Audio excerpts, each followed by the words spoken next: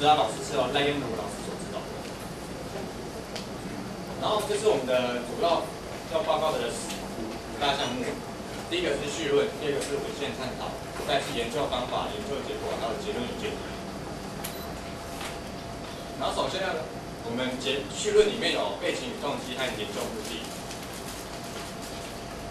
然后首先呢，我们的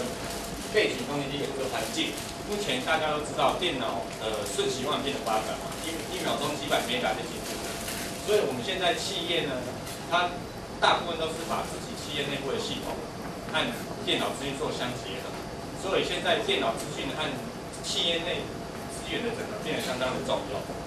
而也因此呢，我们企业的需求它改变，它所需要的资讯人员已经不再像是以前那种只要 key in 啊打字就好。我们现在资讯人员所扮演的角色是，你要更能够帮助企业去增加利润，然后帮助它的企业运作更正常。然后就像我左手这边是我们资管系学生，还有资工系这些学生的学校所培养出来的技能，然后右手是企业内他所需要的。我们所要做的这个专题报道，就是想要让他们两个之间是等号的，然后他要怎么让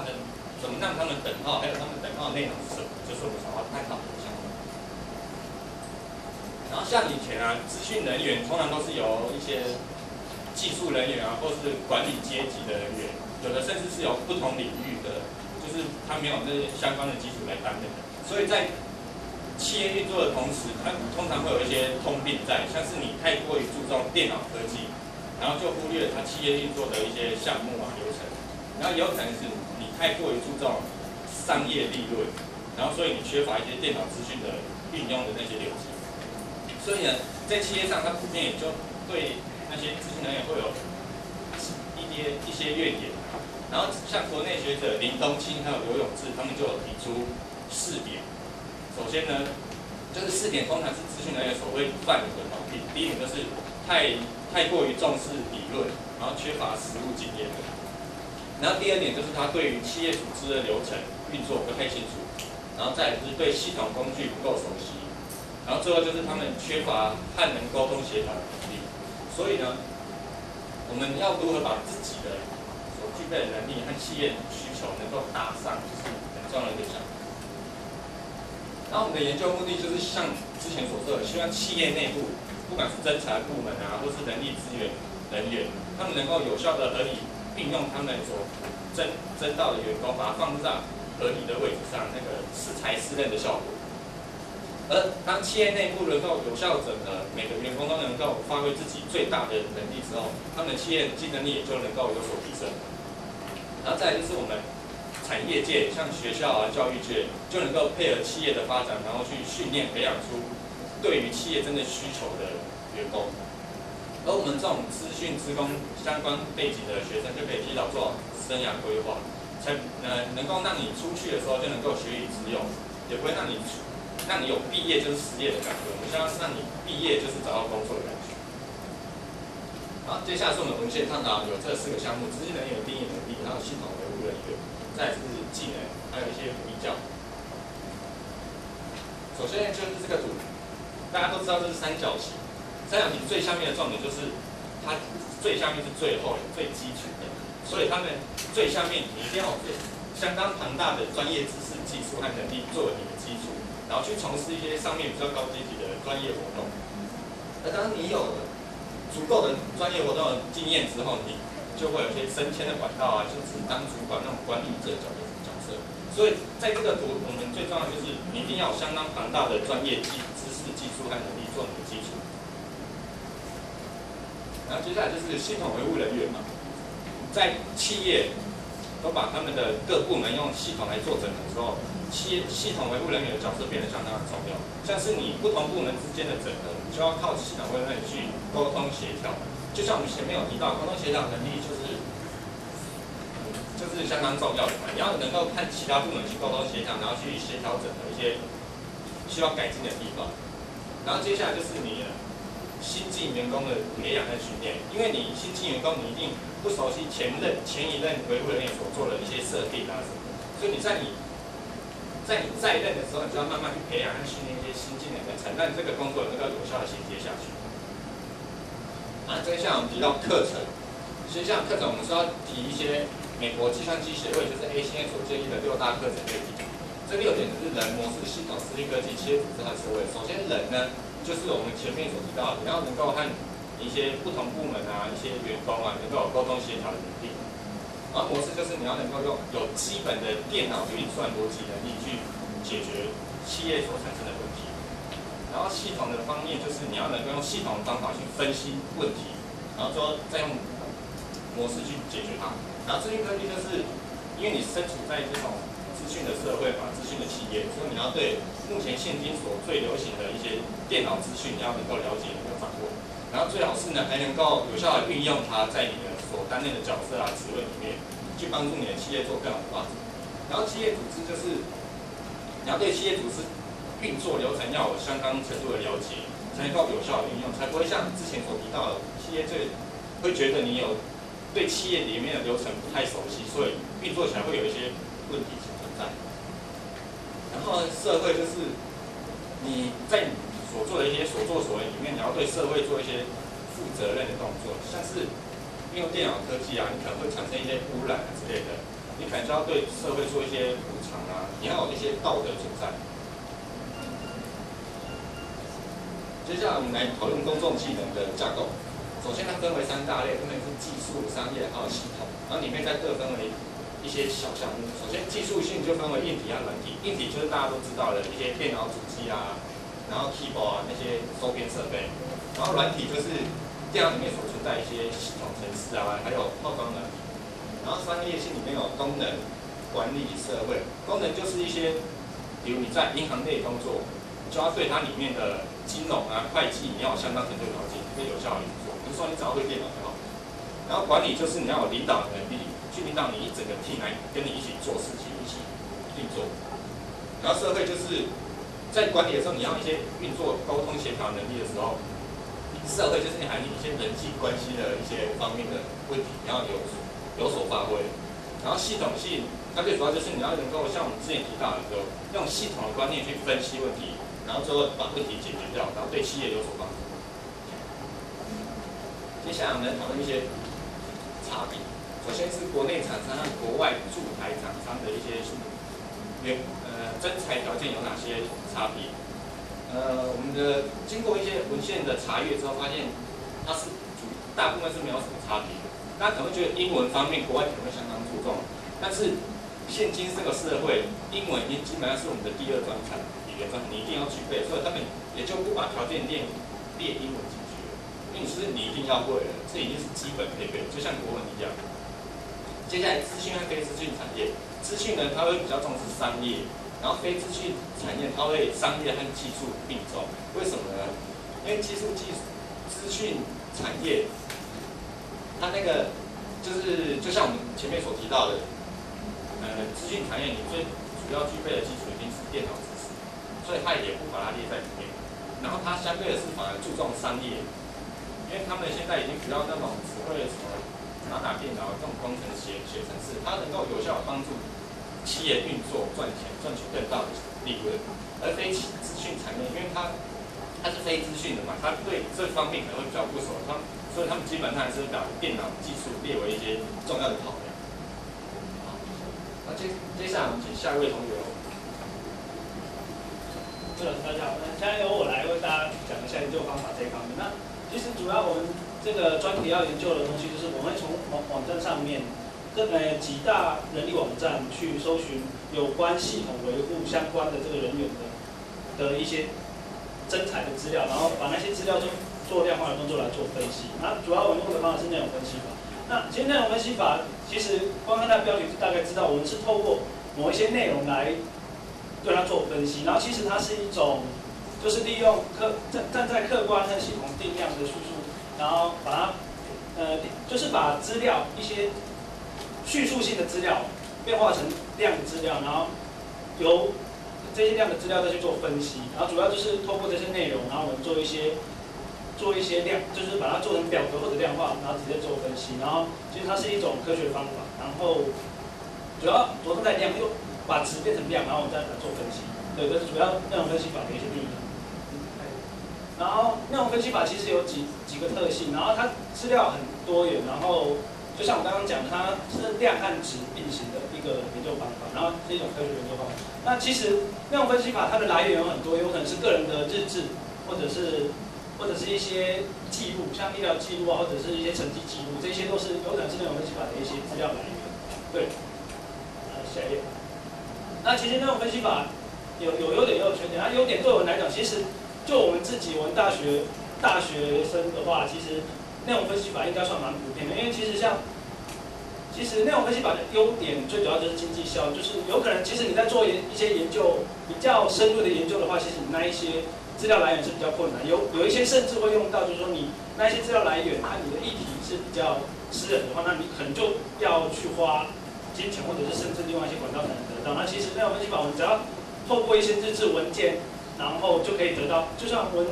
就拿我们自己这一组来讲的话，我们就可以到国家图书馆去参考一些文献啊，或者是就像上网看人力资源网站的一些资料来源。其实它的优点就是它的来源比较简单，然后比较容易得到。然后其实它的缺点就是它资料并非专门为研究而准备，因为我们的来源有可能就像我刚刚讲的是来自于图书馆或者是网站上面，对，然后你越容易得到，其实就越有可能是比较，因为讲明白一点，就是有可能你看得到的文件都是比较有名的人的资料，那其实比较靠近我们学生的一些想要得到的资料，可能就比较难得到。就是有名的人资料总是比较容易得到，那其实比较靠近我们的资料可能就比较难得到。那我们的资料来源其实有这六个网站，然后其实主要到后来我们发现，其实会集中在前面2个网站，10是人力网和111人力网。然后因为这6个网站我们是分人下去寻找，然后之后再做比对，然后后来比对发现，其实重复的部分会很多。对，然后主要就是这几个网站。下一页。那我搜寻的期间其实分3次，然后就是2006年的5到6月，然后同年的11月到12月，然后最后一次是在今年度的1月和2月，然后我们就分这3次去搜寻。下一页。那我们搜寻的方式呢，其实就是主要以关键字和类别查询，然后如果是关键字查询的话，我们就会打入刚图片上面讲的有关系统维护，还有职能管理，主要是这几个关键字。那其实有网站是直接它有做好分类，你只要我下次选单，然后我们只要选出我们要的分类，它就会直接有出来，就是一些资料就会出来。所以我们以这2个查询方式为主，然后最后我们收集的分数总共有459笔资料，然后经过筛选。删掉重复的之后，只剩下220笔。对，这是大概我们的。然后这是一个我们的资料范例。然后可能要麻烦编辑老师看一下我们的附件1，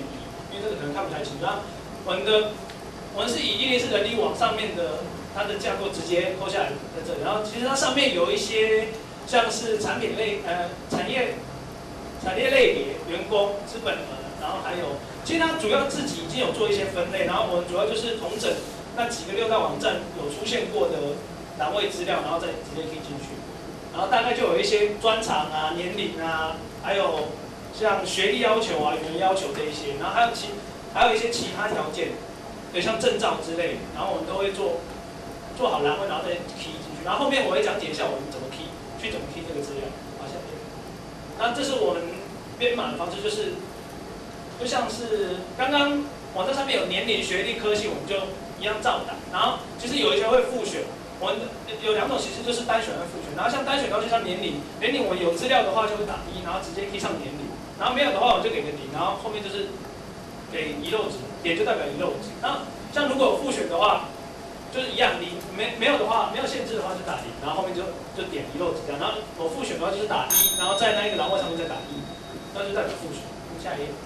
然后我们。使用的这上面投影片我没有讲，就是我使用的软体是 SPSS， 然后之后我们跑出来的其实它的产业别，我们搜寻的最后可用的220笔资料里面，最主要的产业别集中在高科技精密产业，还有资讯电脑周边，然后还有一些网际网络，其实跟我们资管系其实还蛮相关的，对。然后下一页，然后所在地其实大部分还是集中在大台北地区还有桃园新竹，所以其实还在主要都是大台北地区，可是当中有包括一些它的公司是在大台北地区，可是上班地点是在新竹或者桃园。对，然后这一点其实里面它会有复选的人，所以主要还是集中在这3个。对。然后我们看到，其实科系大部分这些公司啊，我们大部分它其实还是会有要求。对，就是它还是会去选比较相关科系，而不会去选说一个毫无经验。对。然后这科系这一个，然后请各位老师看到我们的附件2的部分。然后其实我们挑出产业别刚刚比例最大的几个电脑周边和资讯软体和有关网际网络通讯，其实它对我们资管的那个要求的百分比其实占蛮高，都有在60%以上。然后其实可是看得出来，资工这些产业对资工其实更胜于武职，所以其实就这样看来，其实有可能我们的职位有可能很容易被资工取代。那我们要在什么地方做加强？这是我们必须要再去想。好，下一页。然后语文其实已经不用讲，前面我们先探讨的就在讲说，语文其实它已经把英文已经列为最基本，然后其实限制高达70%。对，其实有一些主要语文还是很重要，然后主要都是集中在英文居多。然后要请老师看到附件3的部分，就是我一样看出那3个比较占比例比较重的那些产业，其实对英文的百分比其实就是已经看得出来就是很高。所以其实这就像我们先看到所讲的，就是已经列为基本条件。对，那其实还是有一些产业蛮注重台语。对，或许有一些中文不用讲，英文也不用讲，其实台语在我们这个区域的大台北、新竹、桃园，其实还是有一些产业会要求台语的，所以我里面才特别列了一个台语。好，下一页。然后有关技能方面其实要看到附件4。然后技能方面其实我们表格有分3大项，然后主要我把这五小项比较显著的把它拿出来，就是它的百分比比较高的拿出来，其实我们会看得到那个证照那一个栏位，其实比重还蛮重，在我们有关相关的一些企业就都有在50%以上。对，所以其实证照现在有一些企业还蛮注重的。然后程式设计呢就更不用说，就是因为刚刚我们看的资料，它对资工人才的要求是蛮高，所以程式设计可能也是必须要的。那硬体呀、网络的软硬的一些解决能力，其实还是必须要注重。下一页，学历。对，学历的话，其实我们也是一样挑出3大项。其实它最低，现在普遍产业最低标准是要专科以上，甚至到大学以上。那甚至有一些产业对于硕士，其实它的要求还蛮高的，都有在70%以上。对，其实所以硕士已经快，其实就是可以讲，大家也都已经知道说硕士其实已经快要被列为最低标准这样。对，好，下一页。好，接下来就是我们的结论建议。其实这上面列的4大项结论建议，其实我们可以我们做这个分析之前，大概我们在 key 资料大概就可能知道这几样。其实我们在找这个题目说要找系统维护人员的这个职能分析的时候，我们原本是比较偏向就是有关于我们人员的态度。因为其实技能、职能和一些语文要求，其实大家应该大概都知道。然后其实除了这上面讲的之外，我们比较 care 的就是态度方面。就是我先讲一下我们的这个后来的结论，就是其实还是第二语言专长已经列为最基本。然后企业要的其实是你什么都，就是他宁愿请你一个什么都要会，也不愿意去，他就是你要做到超乎他的想象，他才会用。所以其实资工有可能取代我们的职位是，其实我在这一点可以看得出来，资工他可以管理方面比较弱，可是他其实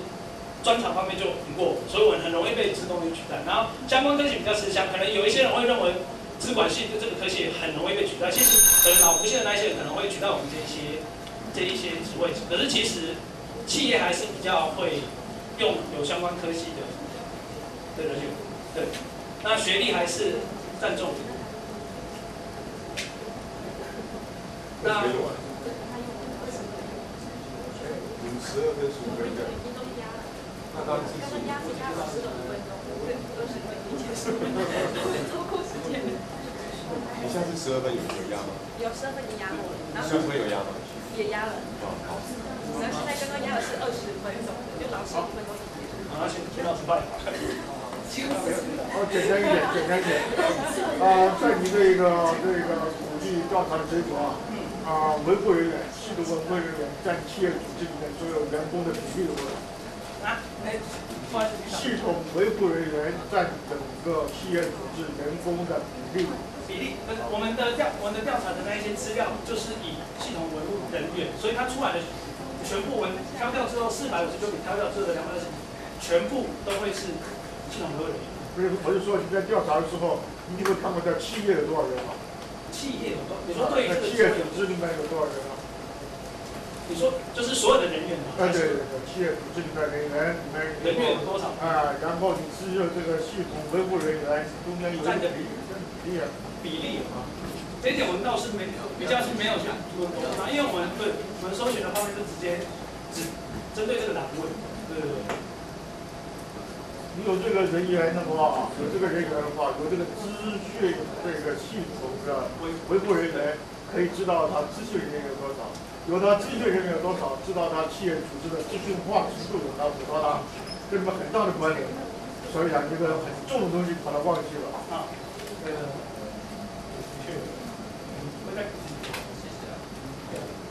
好，我的问题结束。那我们那个其实很重要的是，就整个他们对那个附件看到他们的一些要求专门要求，其实他们很重要是他们要求的技能。可是你们最后的研究结果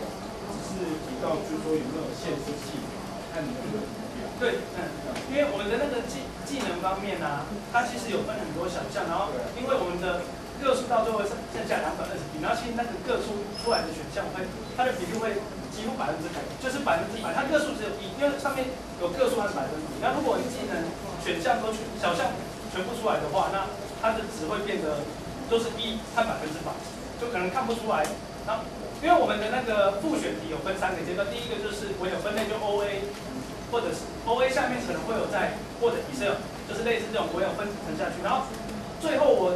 这个图表出来是就是大分类，没有把那个小分类列出来，因为如果小分类列出来，就像我刚刚讲，它100%都会是100%。对。